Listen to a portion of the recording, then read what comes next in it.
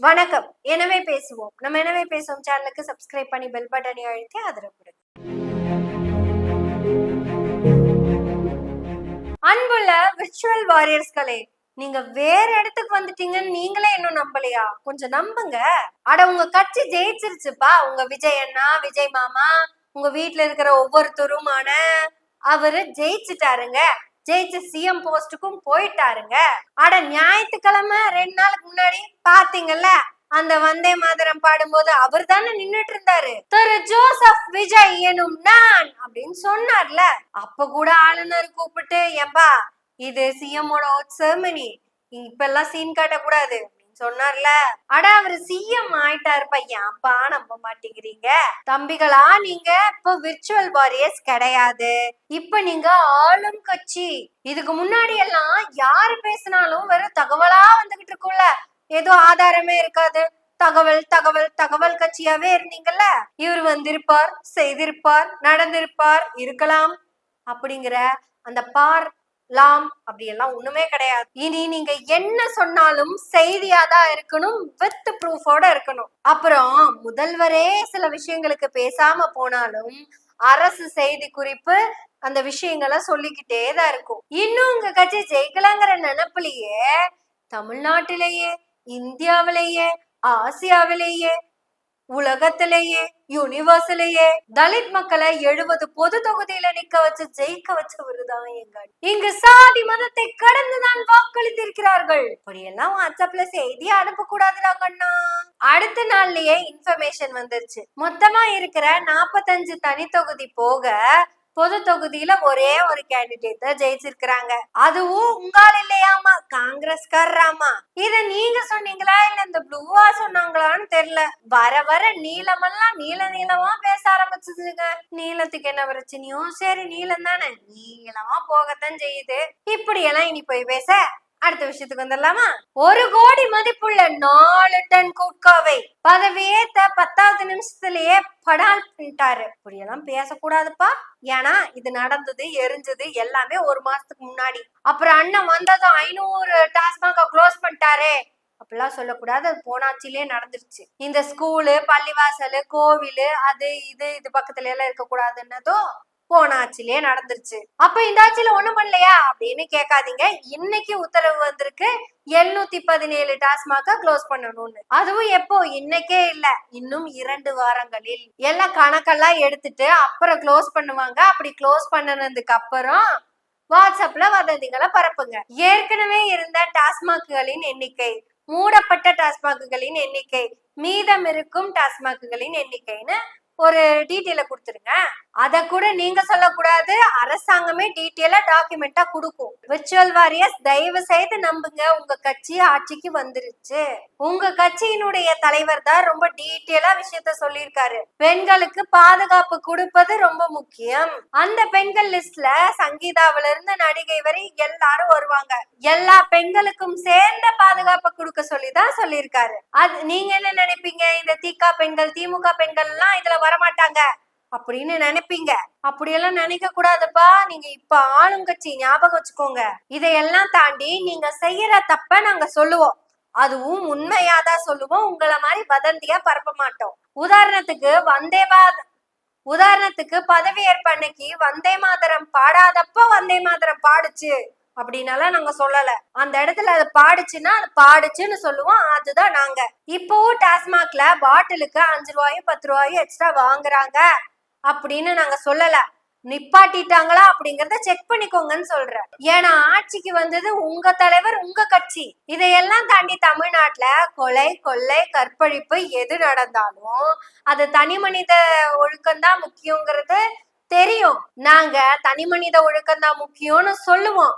ஆனா கூடுதலாக நீங்க அன்னைக்கு சொன்னீங்கல்ல, கன்னியாகுமரியில யாராவது காதை கடிச்சா ஸ்டாலின் தான் காரணம்னு, அந்த மாதிரி வேகாலாம் எந்த விஷயத்தையும் நாங்க சொல்லிட மாட்டோம்.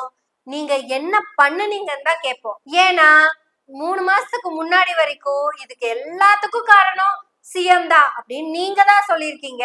இப்போ அதே சிஎம் தான் பொறுப்பேற்றுக்கணும் அப்படிங்கறதையும் நீங்க தான் சொல்லணும், நாங்க யாரும் சொல்லல. இதை எல்லாத்தையும் தாண்டி தமிழ்நாட்டு நலன் அப்படின்னு ஒண்ணு இருக்குல்ல, அந்த இடத்துக்கு எப்ப வர போறீங்க? உதாரணத்துக்கு இந்த பிஎம் ஸ்ரீ கல்வி திட்டத்தை தமிழ்நாட்டுல அப்ளை பண்றதுக்கு உள்ள கொண்டு வர்றதுக்கு பாஜக ஒன்றிய அரசு ரெடியா இருக்கு. ஆனா இப்ப இருக்கிற தமிழ்நாட்டின் பள்ளி கல்வித்துறை அமைச்சர் இருக்காருலங்க, அவரு குலக்கல்வி திட்டத்தையுமே சேர்த்து கொண்டு வரலாங்கிற ஐடியால இருக்கிறவர் தான் அவரு. முதல்ல அவர் யாருன்னே உங்களுக்கு தெரியாது. அவரு மட்டும் இல்ல, அந்த கட்சிக்குள்ள இருக்கிற யாரையுமே உங்களுக்கு தெரியாது.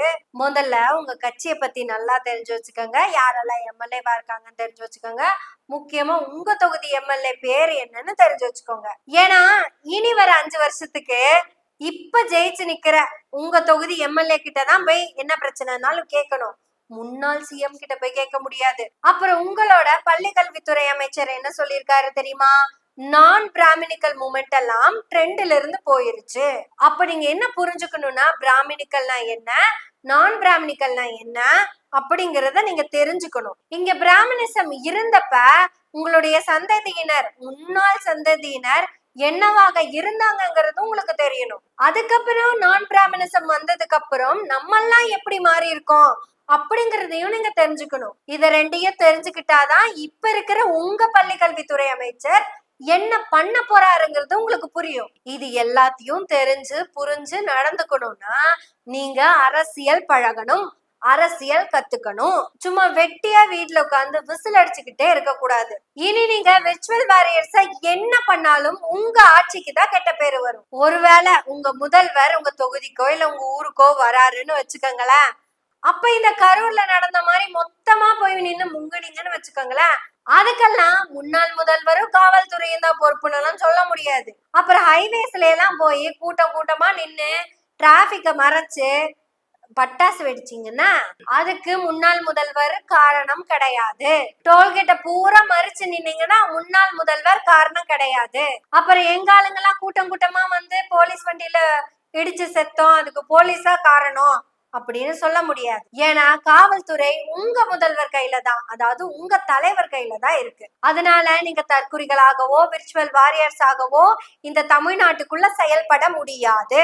பொறுப்புள்ள பொறுப்புள்ள குடிமகன்களாக, அது கஷ்டமா இருந்தாலும் பொறுப்புள்ள கட்சி தொண்டர்களாக அதுக்கு வாய்ப்பே இல்லைன்னு நினைச்சீங்கன்னா அட்லீஸ்ட் ஆளுங்கட்சியை சேர்ந்தவர்களாகவாவது பொறுப்போட இருந்துகிட்டீங்கன்னா தான் உங்க தலைவருடைய இந்த 5 ஆண்டு கால ஆட்சிக்கு கெட்ட பேரு வராது. அதனால தயவு செய்து கெட்ட பேரை வாங்கி கொடுத்துறாதீங்க.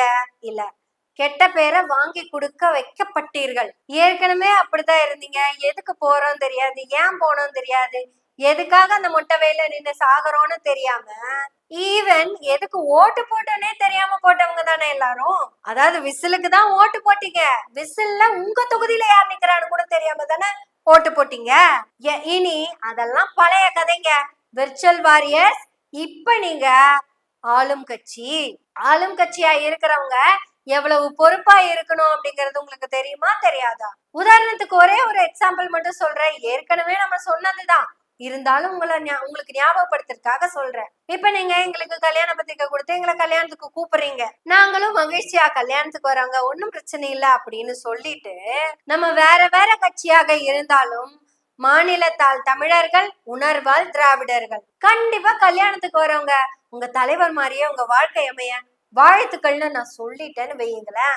இதை நீங்க மகிழ்ச்சியா ஏத்துக்குவீங்களா ஏத்துக்க மாட்டீங்களா அப்படிங்கறத நீங்க தான் முடிவு பண்ணணும். ஏன்னா இப்ப நீங்க ஆளும் கட்சி, இன்னும் பொறுப்பா இருக்கணும். நீங்க பொறுப்பா ஆட்சி நடத்துறதுக்கும் பொறுப்பா உங்க கட்சி பேரை காப்பாத்துறதுக்கும் நாங்க உங்களை பொறுப்பா பாத்துக்கிறோம். சட்டமன்றத்துக்குள்ள எங்க உதயண்ணா பாத்துக்குவாரு, பொது தளத்துல நாங்க பாத்துக்குவோம், மத்தபடி எல்லாத்தையும் நீங்க பொறுப்பா பாத்துக்கோங்க. அப்ப நம்ம எல்லாரும் பேச்சுரிமை கருத்துரிமையோடு மக்களின் நலனுக்காக பேசுவோம். எனவே பேசுவோம் நாள்தோறும். உங்களுடைய ஆதரவுகளை நன்றிகளோடு எதிர்பார்த்து கொண்டிருக்கிறோம். நன்றி, வணக்கம்.